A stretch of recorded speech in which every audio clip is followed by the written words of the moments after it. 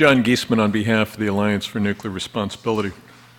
I had a couple of questions on Mr. Nimick's presentation, and that is whether the Excellence Plan Executive Oversight Board is the same body as the firm-wide Executive Project Committee, which has to sign off on all capital projects above a certain threshold.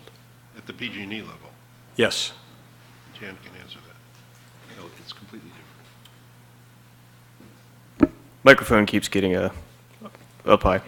No, the Executive Oversight Board for the Excellence Plan contains members from Diablo Canyon as well as members from corporate, but it is not the same committee as the Enterprise Project Committee, which approves any project over $20 million in PG&E. Answer your question? Yeah. Right. As you know, based on my past comments, my client has a bit of a conceptual problem with this notion of the 7 or 8 year long goodbye. And it is a little analogous to telling your wife that, you know, in 2024, we're going to get a divorce. You can probably assemble a PowerPoint presentation with all of the right buzzwords as to how we're going to have excellence in marriage until then, but things are going to change. And I would suggest to you that the principal threat to what you're concerned with is much more likely to originate from San Francisco than it is from here at the plant. You know, if you look at the Exelon plants or the energy plants, fleets where they're making financial decisions to terminate the operation of particular units. This is something the industry is going through now, and I would suggest that you need to establish some new methodologies to conduct your evaluation. Frankly, I thought one of the strongest points made here in the Excellence Plan was the commitment to retain all of the benchmarking activity.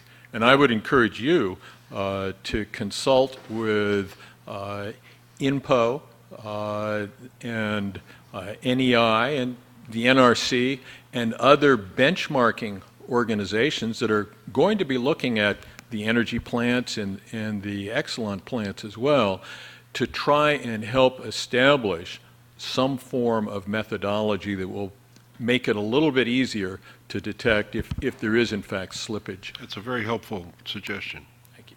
By the way, another thing is, between now and 2025, a half a dozen other nuclear plants, I'm not sure you've done the count, will have gone through this before Diablo goes through it.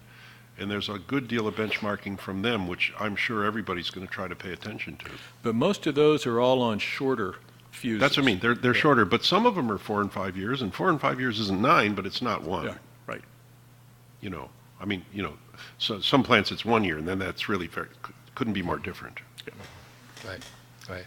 I do, Mr. Giesman, I do entertain some hopeful observation. You know, I certainly agree with your suggestion to the committee.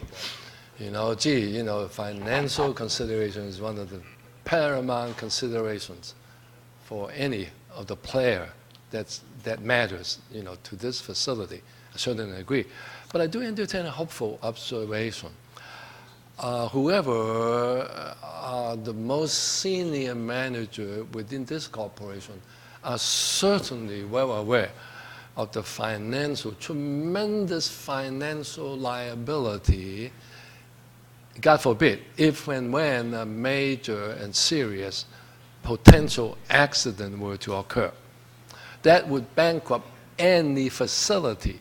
So with that awareness, I hope, I'm just hopeful, with that awareness, any senior management, let's say you are now the chairman of PG&E, well, don't spare the nickel, you know, don't spare the dime. Don't nickel and dime this facility, right? because if and when a major accident were to occur, there's not enough money in this world to cover. Right? The liability well exceed any nuclear utilities equity. I'm sure you know that. I agree with that, Dr. Lamb, but I think, at least in my mind, from a financial standpoint, that creates arguably a certain threshold of capital improvement that may prove impossible to overcome, and as a consequence precipitate a closure sooner than 2024 or 2025. Oh, I agree. Yeah, yes, indeed. Yeah, that is something serious. Yeah, yes, indeed.